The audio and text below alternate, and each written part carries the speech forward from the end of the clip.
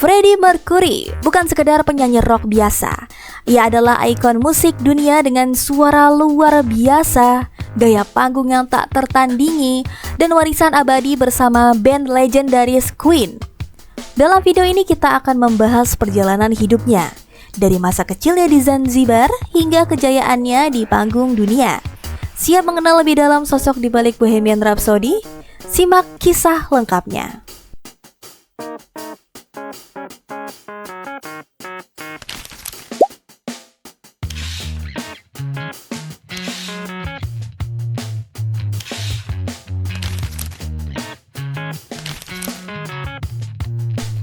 Awal kehidupan dari Farouk Bulsara ke Freddie Mercury. Freddie Mercury lahir dengan nama Farouk Bulsara pada 5 September 1946 di Zanzibar, kini bagian dari Tanzania. Ia berasal dari keluarga Parsi yang menganut agama Zoroaster. Ayahnya bekerja di pengadilan tinggi pemerintahan Inggris dan kehidupan keluarga mereka cukup mapan. Sejak kecil Farouk sudah menunjukkan bakat di bidang musik. Pada usia 8 tahun ia dikirim ke sekolah berasrama di Bombay, India. Sekarang ada di Mumbai. Di sana ia belajar bermain piano dan bergabung dengan band sekolah pertamanya yang bernama The Hatticks. Namun pada tahun 1964, situasi politik di Zanzibar memaksa keluarganya pindah ke Inggris. Disinilah segalanya berubah. Ia melanjutkan studi di Ealing College of Art, tempat ia mulai mengenal banyak musisi dan mengeksplorasi identitas artistiknya. Perjalanan menuju Queen. Karir musik profesional Freddie dimulai ketika ia bergabung dengan berbagai band kecil sebelum akhirnya bertemu dengan Brian May, Roger Taylor, dan John Deacon. Mereka membentuk band Queen pada tahun 1971. Nama Queen dipilih langsung oleh Freddie yang ingin menciptakan kesan megah dan glamor. Album pertama Queen dirilis pada tahun 1973, diikuti dengan Queen 2 setahun kemudian. Namun Queen benar-benar mulai dikenal publik saat merilis Sheer Heart Attack dan kemudian A Night at the Opera yang berisi lagu ikonik Bohemian Rhapsody.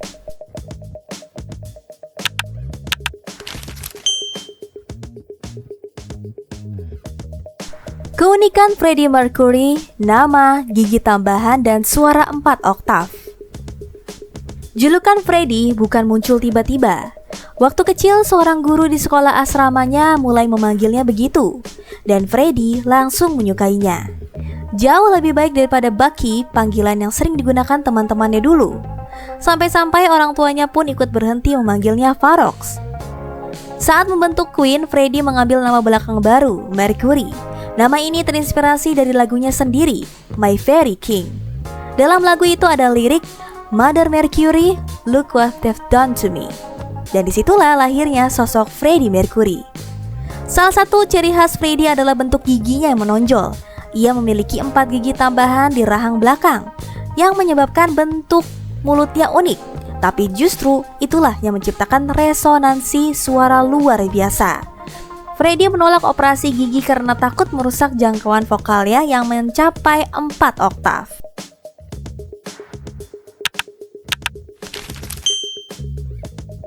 Freddie bukan hanya seorang vokalis hebat, tapi juga entertainer sejati. Ia dikenal karena penampilannya yang energik dan penuh gaya, mengenakan kostum mencolok dari spandek ketat hingga mahkota raja. Ia tahu cara memukau penonton. Tak heran, setiap konser Queen selalu jadi sorotan. Di luar panggung, Freddie menjalani kehidupan glamor. Ia menyukai seni, mengoleksi benda-benda mahal, dan dikenal sebagai pribadi yang suka merayakan hidup. Salah satu pesta ulang tahunnya bahkan digelar di Ibiza lengkap dengan kembang api dan tarian flamenco.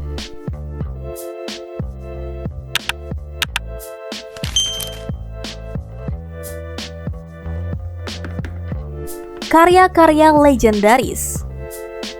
Freddie menulis dan menyanyikan berbagai lagu yang hingga kini tetap abadi. Beberapa karya terkenalnya bersama Queen antara lain Bohemian Rhapsody, lagu 7 menit yang menggabungkan rock, opera, dan balade ini menjadi mahakarya tak terbantahkan. We Are the Champions and We Will Rock You, dua lagu anthem olahraga yang dinyanyikan di seluruh dunia. Another One Bites the Dust, sentuhan funk dan disco dari Queen yang menunjukkan keberanian mereka bereksperimen. Under Pressure, kolaborasi brilian bersama David Bowie. Radio Gaga, lagu ini bahkan menginspirasi nama panggung Lady Gaga.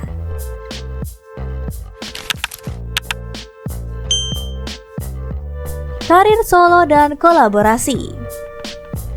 Tak hanya dengan Queen, Freddie juga mengeksplorasi jalur solo. Album Mr. Bad Guy dirilis pada 1985 dan ia juga berduet dengan penyanyi opera Montserrat Scalabe dalam proyek fenomenal Barcelona tahun 1984 yang terjadi anthem Olimpiade Barcelona 1992. Salah satu penampilan terbaik Freddie Mercury dan Queen terjadi di konser Amal Live Aid di Wembley Stadium, London.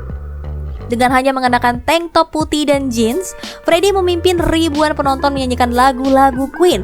Banyak yang menganggap penampilan ini sebagai salah satu pertunjukan live terbaik dalam sejarah musik. Freddie sempat bertunangan dengan Mary Austin yang menjadi sosok penting dalam hidupnya. Meski tidak jadi menikah, setelah Freddie mengungkapkan bahwa ia biseksual, mereka tetap bersahabat hingga akhir hayatnya. Bahkan, sebagian besar warisan dan rumah mewah Freddie diwariskan kepada Mary.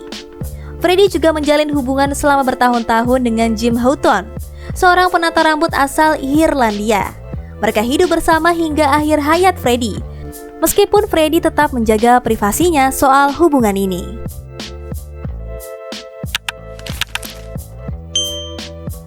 Pada tahun 1991, setelah spekulasi panjang, Freddie mengonfirmasi bahwa ia positif HIV dan mengidap AIDS. Keesokan harinya, 24 November 1991, Freddie Mercury meninggal dunia di usia 45 tahun karena pneumonia yang berhubungan dengan AIDS. Untuk menghormati hidup dan karyanya digelar Freddie Mercury Tribute Concert pada tahun 1992 di Wembley, menampilkan musisi top dunia seperti Elton John, Metallica, dan David Bowie.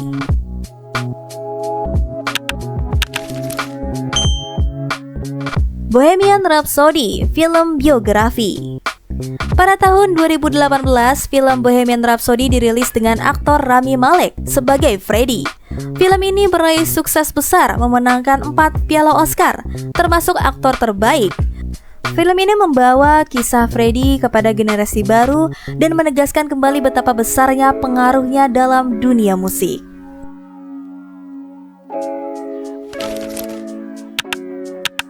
Meski telah tiada, suaranya masih menggema dan semangatnya tetap hidup melalui lagu-lagu Queen.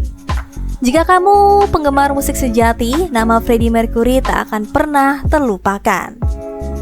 Kalau kamu merasa terinspirasi oleh kisah Freddie Mercury, jangan lupa like dan tulis di komentar. Apa pelajaran paling berharga yang kamu ambil dari hidup seorang legenda ini? Sampai jumpa di kisah inspiratif berikutnya, karena di channel ini kita bukan cuma nonton, kita belajar dari bagaimana mereka yang mengubah dunia.